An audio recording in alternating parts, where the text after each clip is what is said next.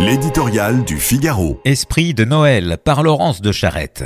Les derniers jours de décembre donnent lieu, dit-on, à une activité bien spécifique, l'échange, voire la revente des cadeaux de Noël. Comme le carrosse redevient citrouille, les paquets déshabillés, dépouillés de leurs atours de fête, à nouveau jetés dans le grand tourbillon de la consommation. C'est un fait, il arrive que l'objet prenne le pas sur le présent, la marchandise sur le geste et l'attention qui l'habite.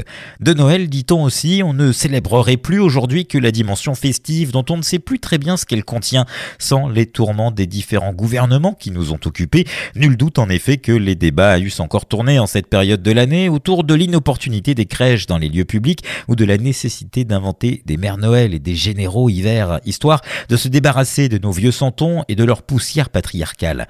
C'est un fait, les églises se sont vidées de leurs paroissiens et même de leurs curés, et l'année du jubilé ne suffira pas à rechristianiser l'Occident à la manière d'avant.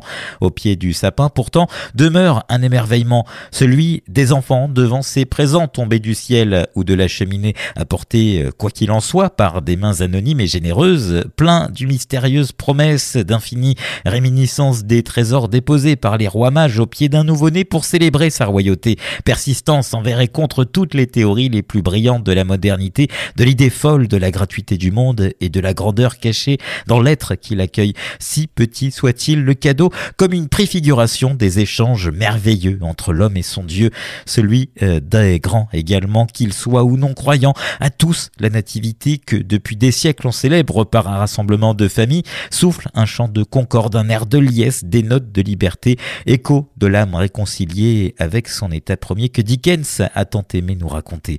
Le génie civilisationnel du christianisme fut de placer le salut du monde entre les mains d'un nouveau-né et de faire de cette naissance une source de renaissance, une victoire du possible sur l'impossible, de la vie sur le vide dans laquelle s'enracine, disait Hannah Arendt, jusqu'à la faculté d'agir. Nul doute que cette histoire est encore des choses à nous dire.